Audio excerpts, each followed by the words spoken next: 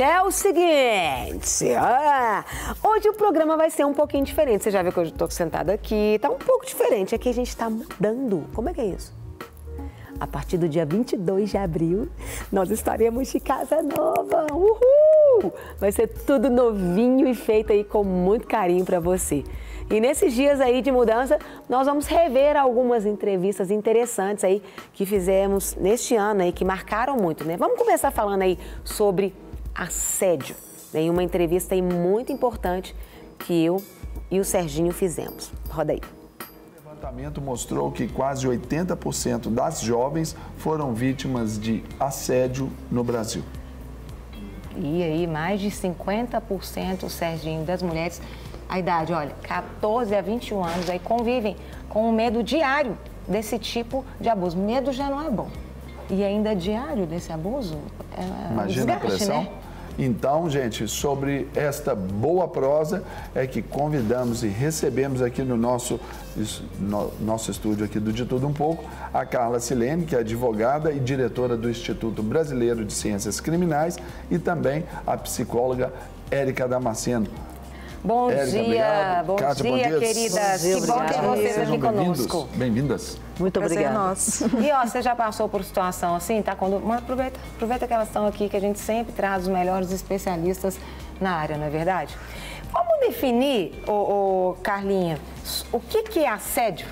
Ah, fantástico, Carol, porque hoje em dia a gente usa a nomenclatura assédio, sim, se referindo muito ao chamado assédio sexual. Certo. Mas, na verdade, nós temos tudo que importuna, tudo que humilha pode ser considerado assédio. E a nossa legislação começou a distinguir entre o chamado assédio sexual, que sim, ainda não é criminalizado com esse nome, mas agora com o nome importunação sexual, sim, do assédio moral. E agora nós temos, inclusive, o chamado assédio virtual, que é aquele praticado nas redes sociais. Então, hoje, dada a gama de possibilidades das formas de se assediar alguém, a nossa legislação também precisou passar por essa reforma e hoje em dia a gente fala em assédio, querendo dizer de um todo, mas, de fato, a conotação maior tem sido a do assédio sexual. Então, assédio sexual e assédio moral. Assédio moral e agora através da internet que se fala no assédio virtual. Também. Agora, para a nossa Érica, diante dessas definições e quando a gente estabelece ali, por causa desta pesquisa, 80% das jovens já sofreram assédio. E dentre as quais, nessa faixa etária de 14 a 21 anos, convivem com esse medo diário. Qual é o desfavor disso, Érica, sobre o contexto das emoções, da formação e da projeção de vida dessas mulheres? Então, esse número significativo, né, de mulheres, dentre elas jovens, que passam por essa situação, isso pode trazer vários danos emocionais com relação a essas mulheres.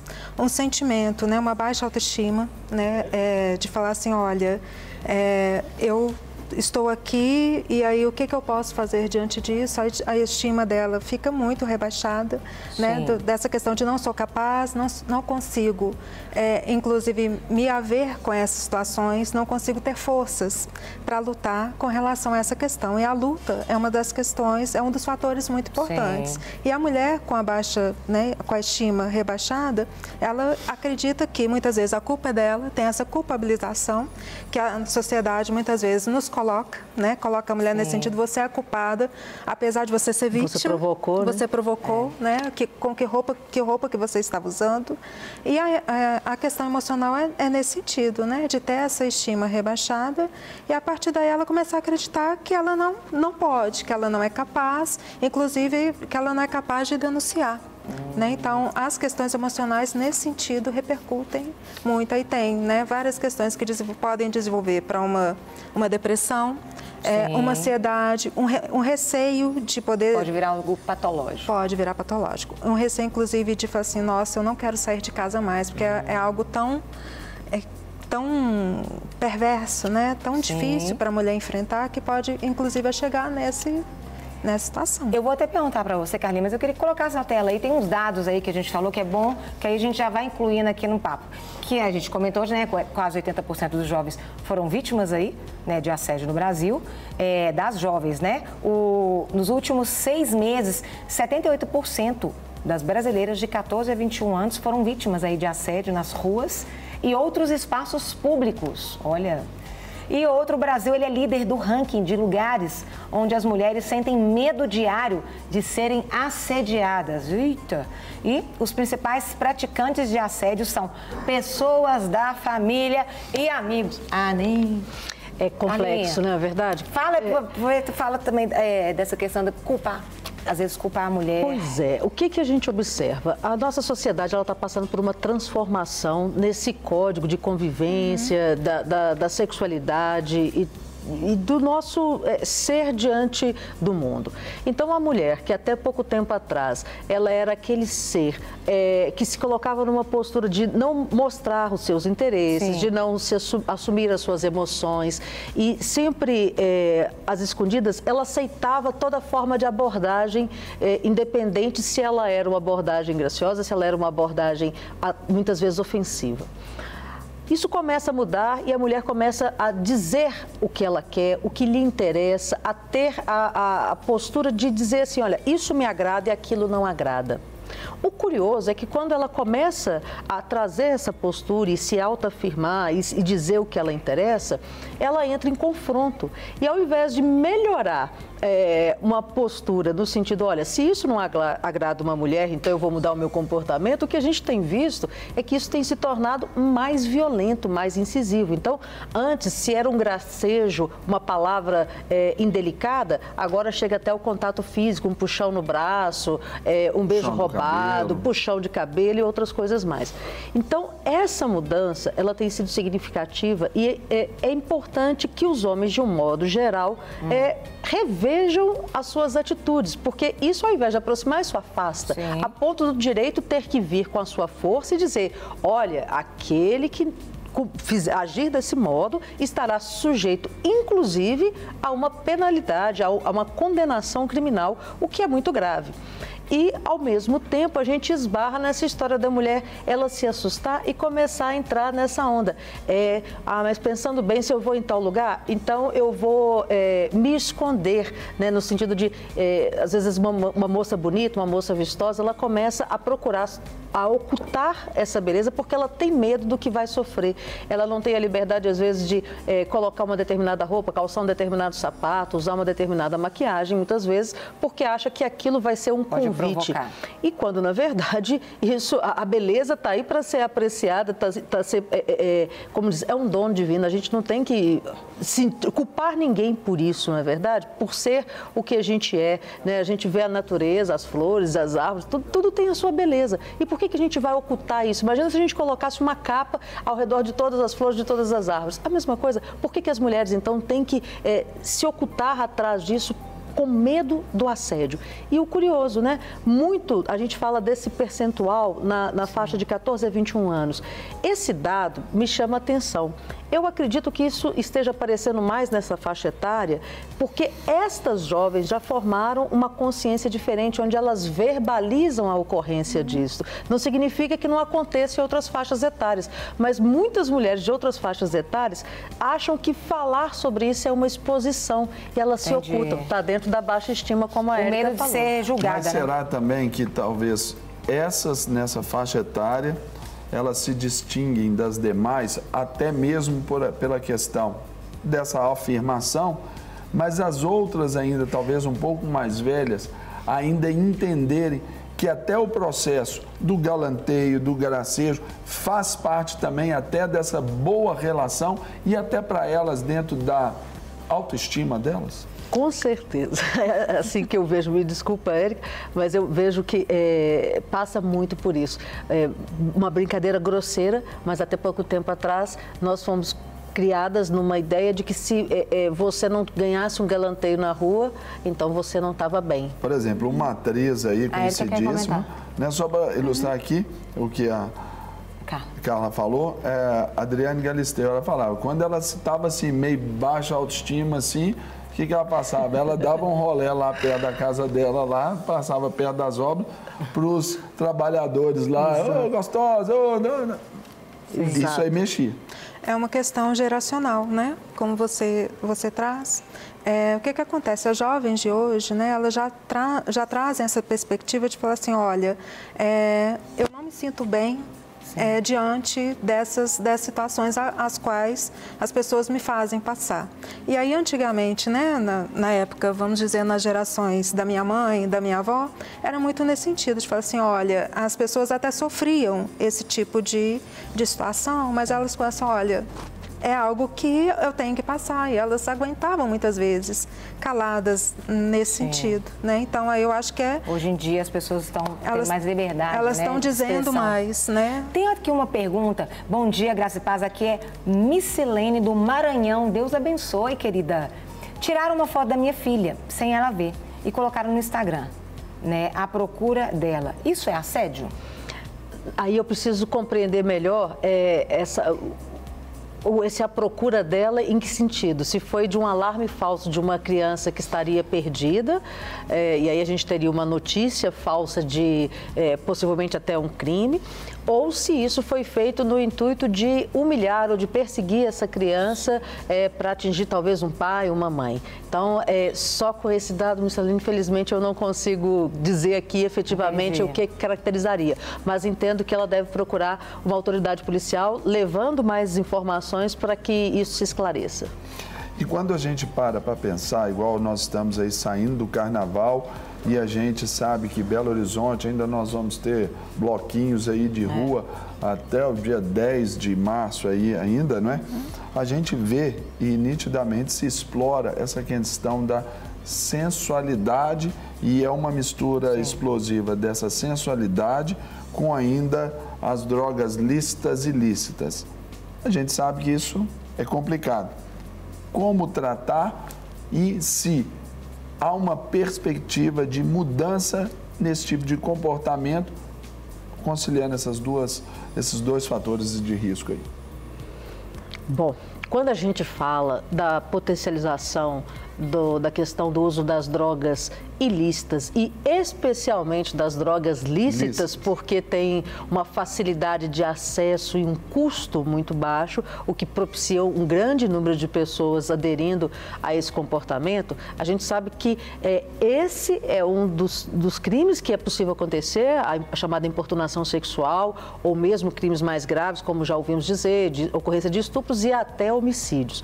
Então, de fato, o uso, em especial da bebida, ele tem potencializado uma dificuldade nas nossas relações, ele tem trazido aí uma agressão maior de forma geral. Agora, em relação a uma mudança, aos poucos vem crescendo uma campanha onde se procura conscientizar, né, o chamado não é não, e aos poucos isso vem ganhando espaço.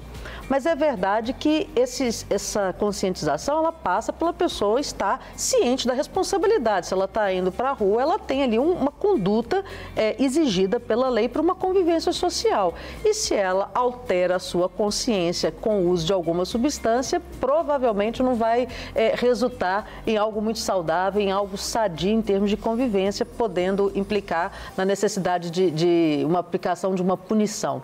A legislação, ela acompanhou, chegou, tem ali, então hoje se a mulher, ou mesmo um homem, ou quem quer que seja vítima disso, ele pode acionar. Mas o bom será o dia que a gente tiver a liberdade de sair sem se preocupar com isso. Tem até uma observação aqui, e você pode mandar, porque você entrevista com a gente. O Ederson, de Contagem, falou, vocês são bênção. Doutora, perguntando aqui, você não acha que às vezes a forma das mulheres se comportarem de modo abusivo, também de modo abusivo também? Despidas, shorts às vezes muito à mostra, a maneiras delas olharem, isso também são fatores que contribuem para o assédio? É claro que o homem tem essa ficção de olhar, mexer, falar palavras aí de baixo calão, mas tem muitas mulheres que deixam a desejar e é certo que a mulher pode se arrumar, mas ela tem que saber o lugar. Bom, Érica, me corrija se eu estiver errada, o que eu vejo é que são extremos. Quando a gente tem uma mudança nessa conjuntura, quando a mulher assume o seu papel, a gente vai ter a mulher, muitas vezes, querendo escancarar uma liberdade e o homem querendo questionar esse comportamento e talvez se sentindo mais à vontade para uma abordagem mais grosseira. Só que a gente tem que pensar o seguinte, a maldade muitas vezes está nos olhos de quem vê. Uhum. Na medida em que os homens entenderem que o fato dela colocar uma roupa mais decotada, mais curta, ou se produzir de uma forma mais sensual, como a gente falou aqui, que isso é uma carta de liberdade para ele agir como ele quiser, ele vai entrar em conflito com a lei, porque a lei não permite a ele fazer isso. Então, é importante, sim, Ederson. Acredito que, com o tempo, as próprias mulheres vão atingir um equilíbrio. A gente está nos extremos. Mas, um fato importante é isso. A maldade é muito dos olhos de quem vê. Érica? A questão da roupa, né, é algo que é algo que sempre se diz, né? Sim. Mas eu falo muito com relação a isso. A maldade está nos olhos de quem vê, concordo muito. Eu sempre digo, assim, olha, a mulher, ela pode andar nua na rua. Agora, não cabe, né, ao homem, pelo fato da mulher estar nua na rua, dele perpetrar uma violência contra ela, né? Então, qual a intensidade que esse homem, né, qual que é a intensidade que ele vai, qual o propósito dele está indo para cima da mulher nesse sentido, independente da roupa. Tem vice-versa, né, Érica? Porque o homem, por exemplo, tem um hábito de andar sem camisa, e não significa que todas as mulheres partem para cima do homem porque ele está sem camisa, que ela pode cultural, né? É cultural. É cultural. É porque eu fico pensando também, assim, eu concordo em certa parte, porque quando a gente vê um lugar onde tem um cachorro, por exemplo, você não vai pôr sua mão lá. Uhum. Então, nós temos uma cultura que é assim. Então, tem coisa que a gente tem que se adaptar também. Não estou falando que está certo. Uhum. Mas eu acho que a sua roupa pode ser uma roupa linda, bonita, sem você se expor. Porque se a gente tem, se é um problema real, se é um problema cultural, se acontece, né, esse machismo e ainda existe, porque isso vem enraizado, né, um processo para mudanças não são tão rápidas assim.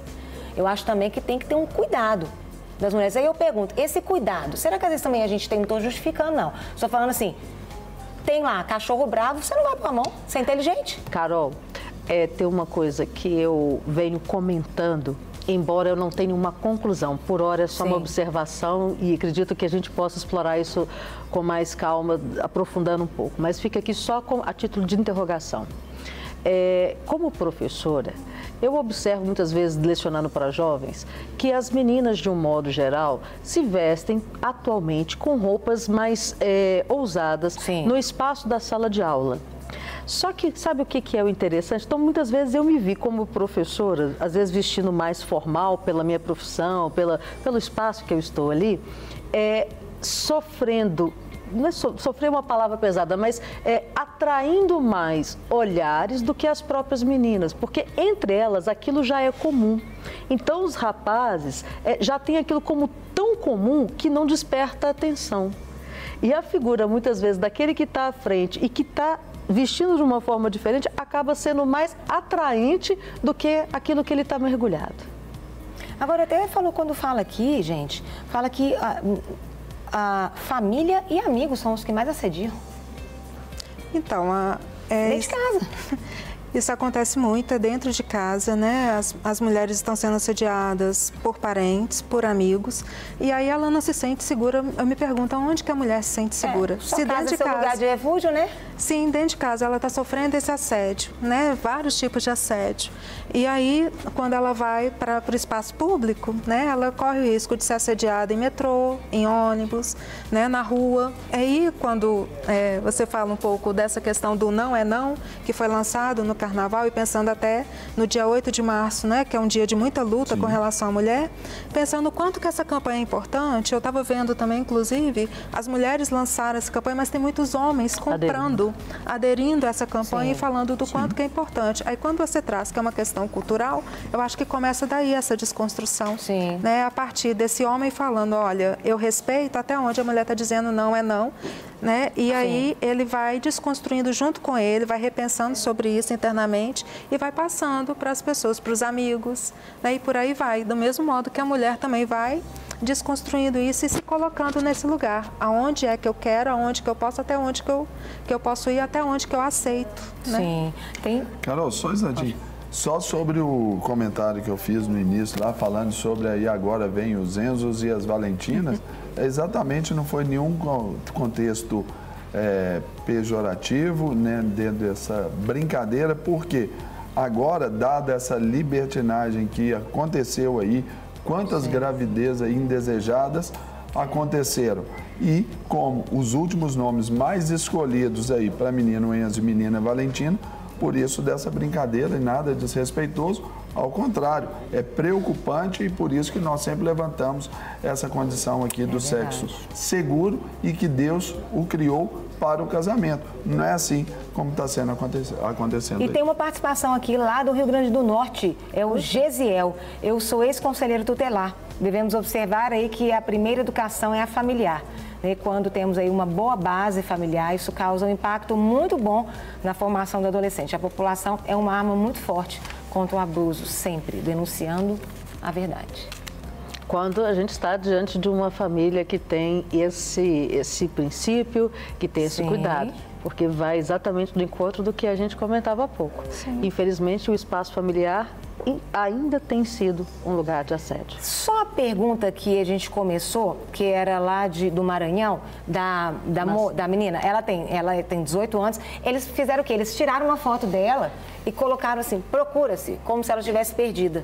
Aí é por isso que a mãe estava perguntando se isso é considerado um assédio. Ela não estava sumida. Não estava sumida. Aí provavelmente a gente está diante de uma brincadeira infeliz, que pode resultar até num alarde ou numa movimentação do aparato policial absolutamente desnecessária. Um trote, né? Sim, mas a minha pergunta, a informação que me falta é preciso investigar para a gente saber se quando a pessoa fez isso, fez com a intenção de humilhar esta moça ou se fez com a intenção de expor ou, de outro lado, se foi uma mera, aspas, brincadeira infeliz. É difícil comprovar, né? Difícil, por isso a que... intenção... esse é o chamado dolo, né? Qual é a vontade que move o agente e daí a nossa polícia investigativa tem que estar sendo aprimorada cada vez mais para trazer essa resposta. É verdade, é verdade. Não quer ficar um segundo por fora da nossa programação? Agora você pode nos acompanhar através das plataformas digitais. Não perca tempo, acesse, curta e siga-nos. Fique por dentro de tudo o que acontece por aqui. Rede Super, inspirando você.